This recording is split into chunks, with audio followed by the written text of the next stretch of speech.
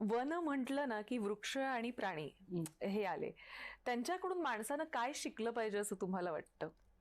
वन्य प्राण्यांचा सर्वात मोठा गुण म्हणजे की माणूस हा असा एक म्हणजे माणसांपेक्षा की भूक लागली तरच वन्य प्राणी जे जे आहेत ते शिकार करतात किंवा जेवढी भूक आहे तेवढीच ते घेतात.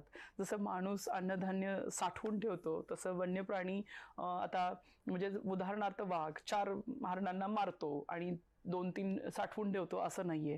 त्यामुळे जेवढी गरज असेल तेवढंच आपण शिकार केली पाहिजे. म्हणजे निसर्गामध्ये सुद्धा कमीत कमी नुकसान वन्य प्राण्यांकडून होतं. वन्य प्राण्यांचा आणखी एक चांगला गुण म्हणजे की जर पोट भरलेलं असेल तर ते दुसरी शिकार करत नाहीत. तिसरा गोष्ट गुणधर्म म्हणजे की त्यांना जर आपल्यापासून थ्रेट वाटत असेल तर ते आपल्याला डिस्टर्ब करत नाहीत.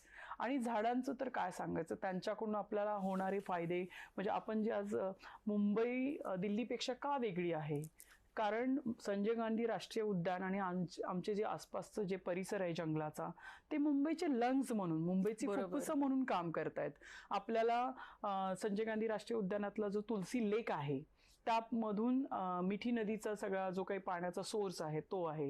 उद्यानातून इतर 4 अजून नद्या, दहिसर आहे, पोईसर आहे, या नद्यांचा उगम झालेला आहे. त्यामुळे हे सर्व जे पाणी आपल्याला मिळतं, स्वच्छ हवा मिळते, ती ह्या झाडांमुळेच मिळते.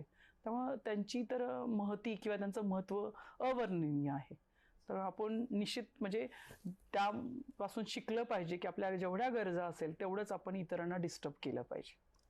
नाही, हा फार मोलाचा संदेश आहे की जितकी भूक आहे तितकंच ग्रहण करा. हे खरं तर आपल्याला प्राणी शिकवतात किंवा त्यांच्या बिहेवियर मध्ये आपल्याला दिसतं त्यांच्या गरजा ज्या आहेत त्या मर्यादित आहेत.